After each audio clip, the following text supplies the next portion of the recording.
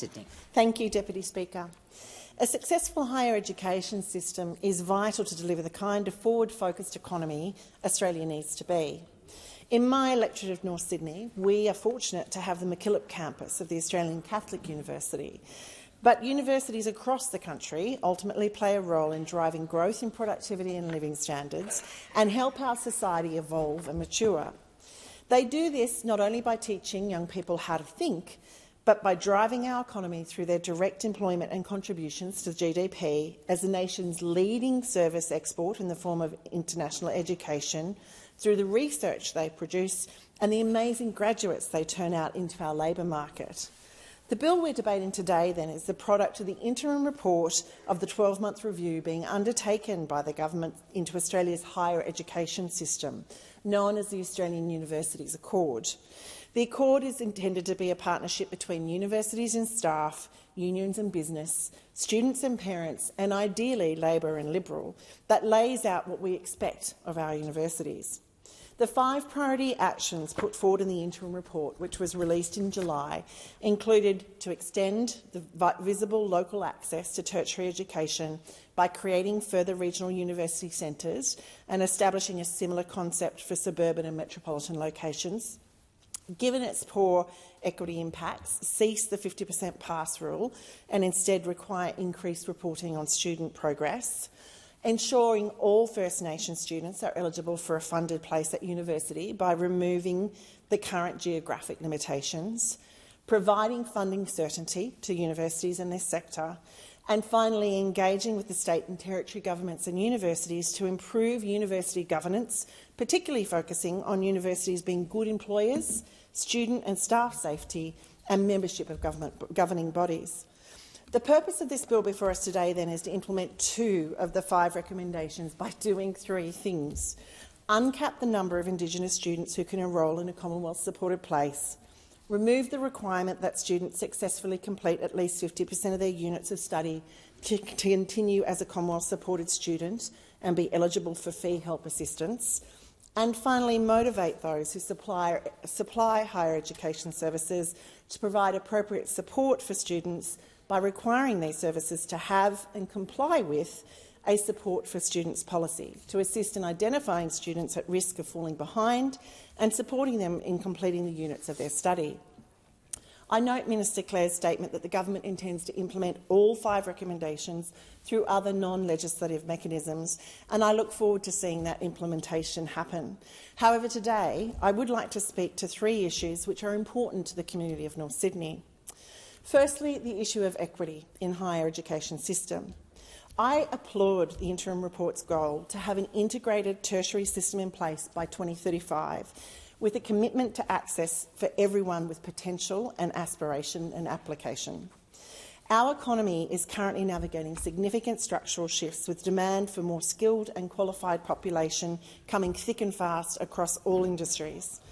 The Australian labour market demanded an additional 490,000 people with higher education qualifications in 2022, and the reality is we are facing serious skill shortages.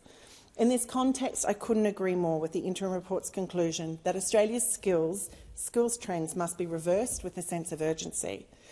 The report concludes the growth in higher education attainment will include students from underrepresented backgrounds, and the need to provide greater support to such a cohort is partly addressed by this bill, specifically calling out the need to address the greater divide between rich and poor.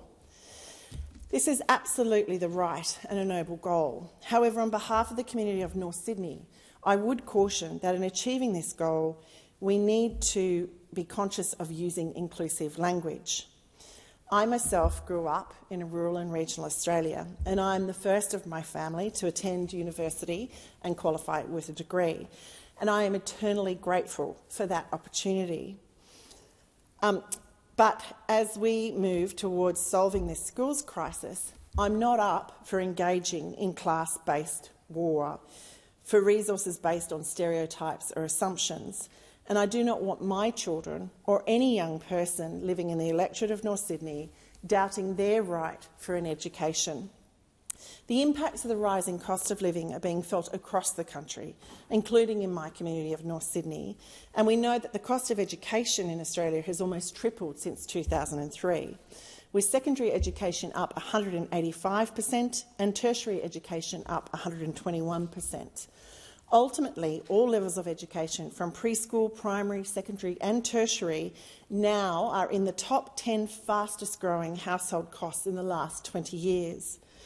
With just over half the North Sydney population aged 15 and over reporting having obtained a bachelor's degree or above, the truth is that this cohort represents people who are either currently carrying or potentially accumulating a significant debt or supporting family members in the act of accruing one.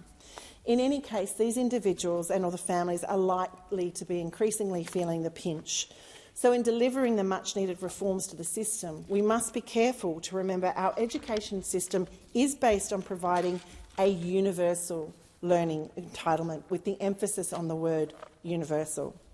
Secondly, I will touch on the issue of campus safety. In response to the fifth recommendation of the interim report, the government has indicated they will work with the states and territories on improving university governance. And of particular interest to me in this recommendation is making sure our universities are safe for student and staff. This past week in this place, we were fortunate to hear from members of the I Deserve Safety campaign, which is a partnership with End Rape on Campus Australia, the National Union of Students, Fair Agenda Australia, and with students from WA, Victoria, New South Wales, ACT and Queensland. The 2021 National Student Safety Survey found that 1 in 20 students had been sexually assaulted since starting university, and that 1 in 6 had been sexually harassed. The latest survey then shows that 1.1% of the 1.3 million students studying at Australian universities had been sexually assaulted within a university context within the previous 12 months. And this equates to over 14,000 sexual assaults per year, or 275 sexual assaults each week, every week. Of students who reported sexual assault to their university in 2021, only 29.7% were satisfied with the university's process. This sexual violence is significantly impacting on student wellbeing, educational outcomes and future career prospects. However, the current university regulatory system is failing when it comes to university responses to sexual assault and harassment. The actions universities have taken to address this to date have not been good enough. Last week, I was proud to join the campaign in calling for the government to implement a national task force to hold universities accountable for their responses to sexual violence. And I am pleased that from that advocacy, the Minister then met with members of the campaign and heeded their calls, including announcing the inclusion of CEO for Our Watch, Paddy Kinnersley, on the working group and undertaking to continue to consult with the I Deserve Safety campaign. The government must urgently drive the delivery of an effective system for reviewing complaints about a university or residence's handling of an incident, ensure regular public reporting on incidents in the institutions and reporting on measures universities are taking to address and prevent sexual assault, as well as establishing accountability through sanctions for universities who do not comply. Delivering Australian tertiary learning communities that are free from sexual violence must be a priority for us all in this place. No delay, no excuses. As with each week that goes by, another 275 sexual assaults will take place. Lastly, on an issue which is missing altogether from this bill, despite being of deep importance to North Sydney, and that is the matter of student debt. There are unique burdens that young Australians are subject to in the current economic environment. The cost of living pressures are disproportionately affecting young people and hindering their ability to engage in the Australian economy. The indexation of student debts is unnecessarily adding to this burden and causing real harm. I fundamentally think it's unfair the indexation is applied on June 1 each year, not to the portion of debt still outstanding at that time, but the total amount of debt owing as of July 1 the prior calendar year. This effectively means portions of student debt that workers have already repaid are subject to indexation increase, a circumstance that recently hit more than 3 million Australians, most of them young working Australians with student debts.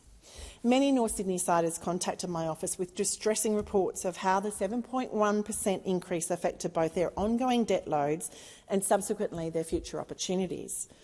Due to an inflation-indexed increase in the HECS and HELP debts, the average loan increased by more than $1,000, an increase that could have lifelong impact on the borrowing capacity and ability of young workers to enter the housing market. And indeed, Deputy Speaker, in my own household, my son, who had paid down his HELP debt, actually found that the indexation took more money than he'd paid off, and his debt went up overall.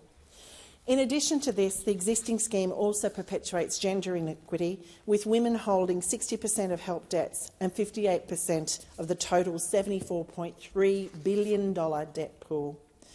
Tertiary education is more than a cost. It is an investment in our future. A better educated workforce means greater productivity and greater community prosperity.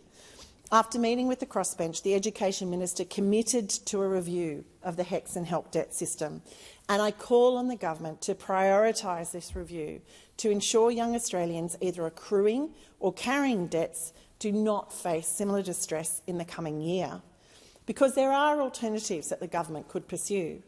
They could determine indexation based on either the CPI or the more stable wage price index, whichever is lower at the time, as currently occurs in the United Kingdom, or they could tie indexation to the RBA's trimmed or weighted mean, which more accurately calculates underlying inflation, which would effectively compensate for the current and future burden of the higher cost of living pressures. Honestly, either alternative approach would, I think, be fairer for young Australians, and I urge the government to prioritise this review to reduce the emotional distress many are feeling, with a growing debt hanging over their heads and no clear direction on how this debt will continue to accrue in the years ahead. Ultimately, intergenerational equity is one of the biggest challenges of our time, in the tax system, on climate change and on a forward-focused economy, including delivering the skilled workforce which will take our nation forward. I commend the government on this work and I welcome this bill in this place. But I say to everyone in this place, we must work harder and faster to help young Australians navigate this transition and support them as best we can. Thank you.